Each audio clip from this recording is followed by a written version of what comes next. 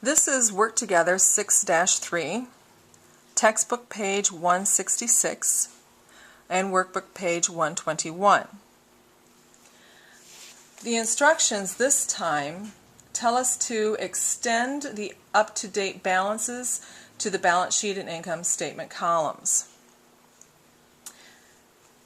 So I've already put my balance sheet column updates for supply and prepaid insurance. I like doing that when I try to make my adjustment. But I haven't done my insurance or my supplies expenses. Expenses belong in the income statement column. So I'm going to extend the expense, and it's a debit. This is where people get goofed up. It's a debit to $250, and this is a debit $131. Okay, so I've extended my adjustments. Now I need to extend the rest of the information.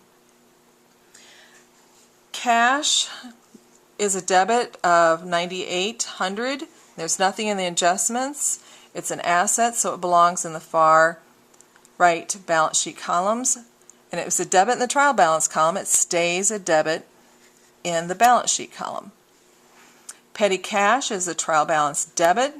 No adjustment, so it's still $150 balance sheet debit. Accounts receivable Ruby Prints is a trial balance debit of $27.95. It's an asset, so it goes in the balance sheet debit column, $2,795. We already made our adjustments for supplies and prepaid insurance. Next is accounts payable. It's a liability. It's reported on the balance sheet. It has a credit balance of $555. Make sure you put it on the credit side. Gary Baldwin Capital is also owner's equity account. It is on the balance sheet. It has a credit balance in the trial balance column, so it'll have a credit balance in the balance sheet column, and there is no adjustment made to it. So it's still the same number, $14,885. Gary Baldwin Drawing is a owner's equity account, but it has a debit balance. So in the balance sheet column, it goes in the debit column of $3,400 because there is no adjustment made to it. Oops, I got that wrong here. I followed across wrong. Sorry, quickly erase. There we go. And then income summary doesn't have anything in it yet. It stays empty. Sales is a revenue, so it belongs in the income summary column. So income summary, credit $4,320.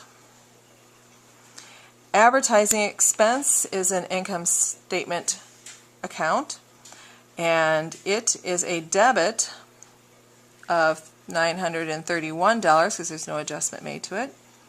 We had zero in insurance expense, made the adjustment, so we carried it over to income statement debit. Miscellaneous $378, no adjustment, so it's just $378 debit pulled across. There was nothing in supplies, so we added $131 to it, so now we got income statement $131 debit.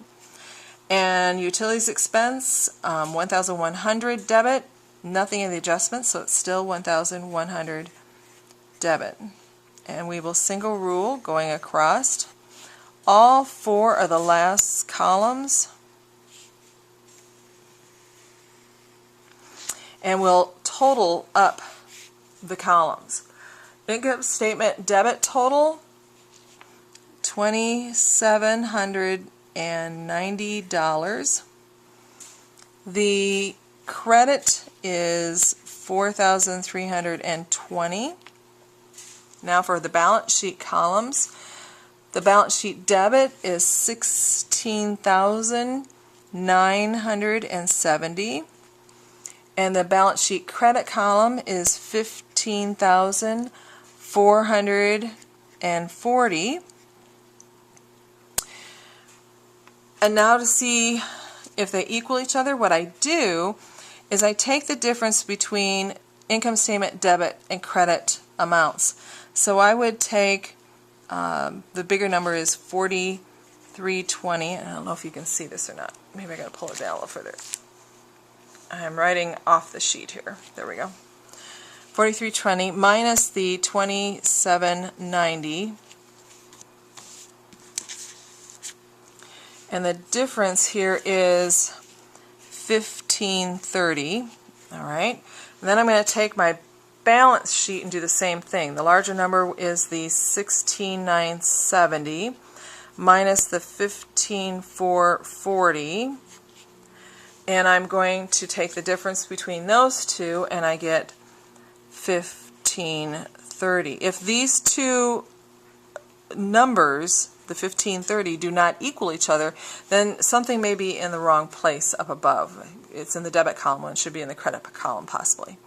Or maybe you read the number wrong and wrote it down. You'd maybe transposed a number or something. Double check your work, because those two numbers have to equal each other.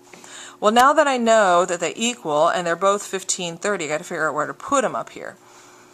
I always put them, if I'm working just in the income statement, debit and credit columns, I put it on the lesser side. The lesser side is the 2790. So I'll put 1530 over here. So now that if I put a single line underneath the 1530 going across both columns, they both will equal 4320. And I'll double rule. Over here I take the 1530 and put it underneath the smaller number. So it goes underneath the 15,440, 1530, and I'll single rule.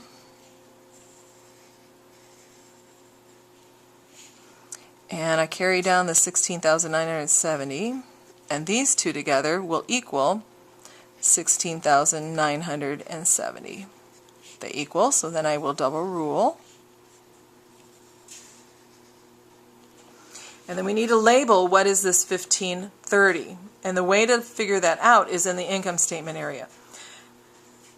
The 4320 is represented by, if you follow your fingers across, by a sales amount. That means money coming into the business.